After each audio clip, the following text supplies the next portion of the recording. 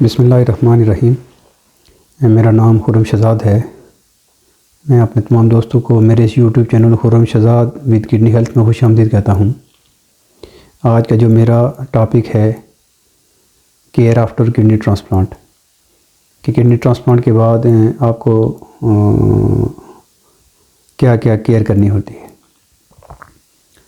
इससे पहले मैं इस टॉपिक पर आऊँ, मैं आप तमाम दोस्तों का शुक्रिया अदा करता हूँ जिन्होंने मेरे इस चैनल को सब्सक्राइब और लाइक किया, और जो नए देखने वाले व्यूअर्स हैं मेरी उनसे रिक्वेस्ट है कि वो मेरे चैनल को सब्सक्राइब करें और लाइक करें और बेल आइकन के बटन को भी क्लिक करें, ताकि जो नई होने वाली वीडियोस वो आप तक पहुंच सकें और इससे आप मुस्तफ़ीद हो सकें। तो आज का जो मेरा टॉपिक है कि गुर्दे की पैवनकारी के बाद आपको क्या क्या केयर करनी होती है। तो मेरी जो ये वीडियो है, मैं ऐसी कोई भी वीडियो नहीं बनाता जिसमें मैं कोई अपने पास से नॉलेज शेयर करूं या कोई गलत इन्फॉर्मेशन दूं। मैं जो भी नॉलेज या इन्फॉर्मेशन आपको दे रहा हूं वो डॉक्टर के बताने के बाद और खुद गेन करने के बाद मैं आप तक पहुंचा रहा हूं, और ये बड़ी मेहनत के बाद मैं आप तक पहुंचा रहा हूं, ताकि जो मेरे दोस्त अहबाब हैं, जो देखने वाले हैं, जो किडनी ट्रांसप्लांट वाले हैं, जो CKD वाले हैं, उन तक ये मालूमात पहुंच सके। क्योंकि मैं इस प्रोसेस से गुज़रा हुआ हूँ। तो जो ट्रांसप्लांट के बाद जो मुझे इंस्ट्रक्शन बताएंगे मैं वो आप तक शेयर करना चाहता हूँ। जब ट्रांसप्लांट के 11-12 दिन के बाद आपको घर भेज दिया जाता है, डिस्चार्ज कर दिया जाता है हॉस्पिटल से, आपको 7 इंस्ट्रक्शन दी जाती हैं कि किन किन चीज़ों से अवॉइड करना है और कौन कौन सी चीज़ें आप कर सकते हैं। तो मैं आज केयर आफ्टर किडनी ट्रांसप्लांट वो मैं जो कुछ पॉइंट्स हैं वो मैं आपसे शेयर करूंगा।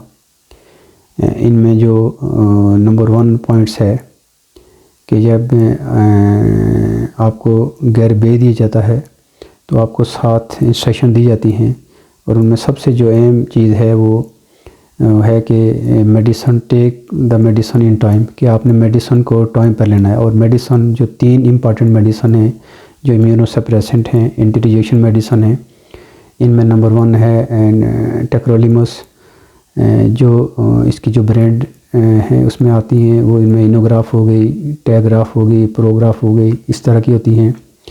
नंबर 2 है MMF यानी माइकोफिनोलेट मोफिटिल, इसमें जो माइफोटिक आ जाती है, माइकोलाट आ जाती है, इस तरह के ब्रांड आ जाते हैं।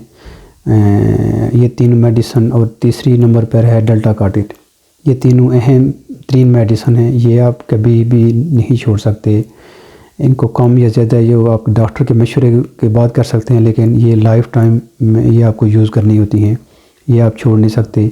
और दूसरा, इनको इन टाइम यूज़ करना होता है। ख़ासकर जो टेक्रोलिमस और MMF है, इसको आपने टाइम पर लेना होता है, क्योंकि जो टेक्रोलिमस है इसका आपने लेवल भी करवाना होता है। अगर आप 9 बजे ले रहे हैं सुबह, तो शाम को भी ज़रूरी है कि आप 9 बजे लें। अगर 8 बजे ले रहे हैं तो सुबह 8 ले रहे हैं तो शाम को भी 8 बजे लें। बाद लोग कोई कभी 8 लेते हैं, कभी 9 लेते हैं, कभी 10 लेते हैं, कभी 7 बजे लेते हैं। ये इंतहाई गैर संजीदगी का मुजाहरा है, और जिससे रिजेक्शन होने का बहुत ज़्यादा चांस होता है। तो ये मेडिसिन टेक्रोलिमस, MMF और डेल्टा कार्टिन को टाइम पर लें, ताकि कोई मज़ीद पेचीदगी ना हो। और डॉक्टर के मशवरे के बगैर, अपने नेफ्रोलॉजिस्ट के मशवरे के बगैर कभी भी इसको कम या ज़्यादा ना करें। ये तीनों मेडिसिन अहम हैं, और इनको कभी भी भूले भी ना, बल्कि अलार्म लगा कर रखें टाइमिंग का, और इनको टाइम पर इनको यूज़ करें। नंबर 2 पर आ गया कि आपकी इम्यूनोसप्रेसेंट पर होते हैं और आपकी इम्यूनिटी काफ़ी कम हुई होती है, तो आपको इन्फेक्शन का चांस बहुत ज़्यादा होता है। तो इन्फेक्शन से बचने के लिए तो ये है कि आपने प्रॉपर मास्क यूज़ करना है, और दूसरा किसी से भी मिलना नहीं है। और अगर कोई बीमार है यानी नज़ला ज़ुकाम खांसी वगैरह है, तो उससे आपने बहुत दूर रहना है और अवॉइड करना है, और गैदरिंग वगैरह में भी नहीं जाना। ये पहले 3 महीने का जो मैं पीरियड उसमें बता रहा हूँ, और एक जो होता है वो लॉन्ग टर्म जो पीरियड है। तो आपने जो पहले 3 महीने ज़्यादा केयर करनी होती है, और गैदरिंग में अगर जाएँ तो आपने मास्क को डबल मास्क वगैरह पहन के जाएँ, या N95 मास्क वगैरह पहन कर जाएँ। नंबर 3 है एक्सरसाइज डेली। आप हेल्दी लाइफस्टाइल के लिए ज़रूरी है कि आप डेली सुबह और शाम एक्सरसाइज करें ताकि आपका वेट गेन ना हो। नंबर 4 है कि आप ऐसे फ्रूट्स से बचें जो आपकी मेडिसिन, जो एंटी रिजेक्शन मेडिसिन है, जो इम्यूनोसप्रेसेंट हैं, उनसे इंटरेक्ट करते हैं। इनमें जो स्टार फ्रूट्स है उसको बिल्कुल अवॉइड करना है, और पोमग्रेनेट इसको भी आपने अवॉइड करना है, क्योंकि अगर ये इनके मेडिसिन के असर को ज़ायल कर देते हैं, और जिससे रिजेक्शन होने का चांस भी बहुत ज़्यादा होता है। उसके बाद है पानी का ज़्यादा इस्तेमाल, वाटर इनटेक।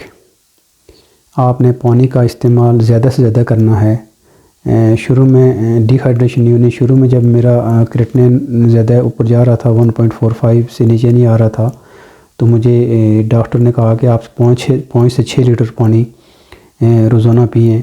तो फिर मैंने 4 से 5 लीटर पानी पीना शुरू किया, तो मेरा क्रिएटिनिन वापस नीचे आना शुरू हो गया। तो इसलिए ट्रांसप्लांट के बाद आपने पानी का इंटेक ज़्यादा रखना है। उसके बाद है जी कि लो साल्ट, यानी आपने नमक का कम से कम इस्तेमाल करना है। आप ब्लड प्रेशर की मेडिसिन पर होते हैं, ट्रांसप्लांट के बाद बाज़ औक़ात भी आपका जो ब्लड प्रेशर है वो भी हाई होना शुरू हो जाता है। ये मेडिसिन का भी असर होता है। तो आप सोडियम का इंटेक कम करें ताकि आपका ब्लड प्रेशर नॉर्मल है, जिससे किडनी, जो ट्रांसप्लांट किडनी है, उसमें कोई मसला ना हो। उसके बाद जो कंट्रोल ब्लड शुगर, आपकी जो इनोग्राफ होती है, इससे भी शुगर का बढ़ने का ख़दशा होता है। तो इसलिए ज़रूरी है कि आप कार्बोहाइड्रेट्स और शुगर वाली जो चीज़ें हैं उनसे अवॉइड करें, और इससे वेट गेन भी होने का भी चांस होता है। तो जो डेयरी बेकरी प्रोडक्ट हैं, तो इनसे भी आप अवॉइड करें और कम मकदार में यूज़ करें, ताकि आपकी शुगर को बढ़ने का कोई ख़तरा ना हो। और उसके बाद जब ट्रांसप्लांट के बाद आपको डेल्टा कार्ट्रिज ज़्यादा दी जाती हैं, तो उससे आपको बहुत ज़्यादा भूख लगती है। तो बाद लोग बहुत ज़्यादा खाना शुरू कर देते हैं। मैं भी खुद शुरू में बहुत ज़्यादा खा रहा था, मुझे समझ नहीं आ रही थी मुझे भूख क्यों लगती है। तो फिर मुझे डॉक्टर ने बताया कि जो डेल्टा कार्ट्रिज हैं, इनकी वजह से आपको ज़्यादा भूख लगती है। तो अगर आप खाते भी हैं तो आप थोड़ा थोड़ा करके खाएं। एक ही वक्त में आप 3 से 4 रोटी ना खाएं। अगर आप 1 घंटे बाद यानी 1 रोटी खा ली, फिर 2 घंटे के बाद थोड़ी सी खा ली, इस तरह के करके खाएं।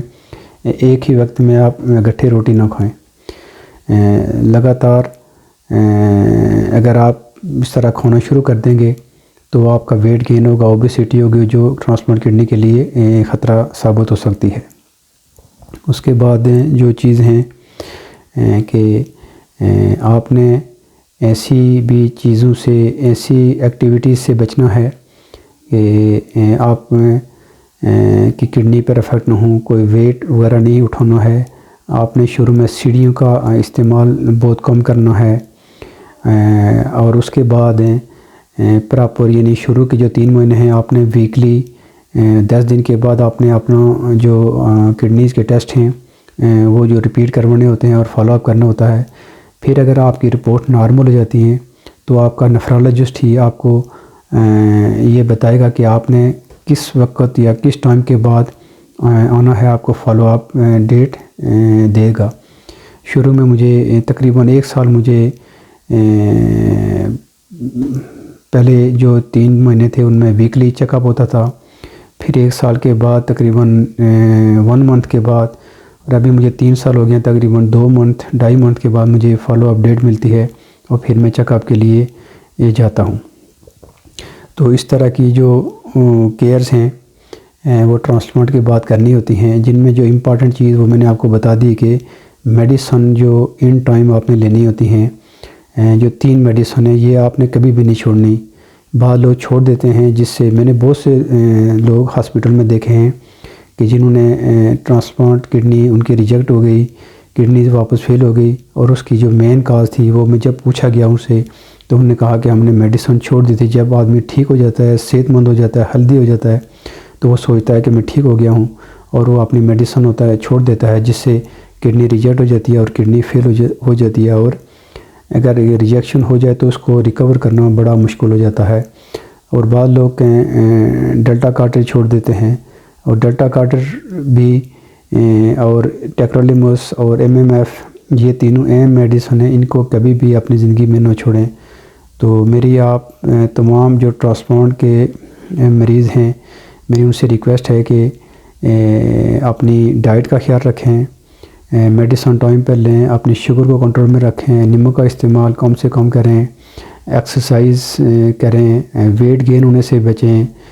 इस तरह की केयर आप हर सूरत करें ताकि आपकी किडनीज काफ़ी अरसे तक चल सके। तो मैं एक दफ़ा फिर आप तमाम अहबाब का शुक्रिया अदा करता हूँ जिन्होंने मेरे चैनल को सब्सक्राइब और लाइक किया। तो मैं आखिर पर यही मेरी आपसे यही रिक्वेस्ट है कि दुरूद शरीफ और अस्तगफिरुल्लाह का विर्द किया करें। सुबह एक तस्बीह अस्तगफिरुल्लाह दुरूद शरीफ और शाम को एक तस्बीह अस्तगफिरुल्लाह और दुरूद शरीफ, इसको लाजमी इसका विर्द किया करें। अल्लाह पाक आपके लिए आसानियाँ पैदा करे। बहुत शुक्रिया जी।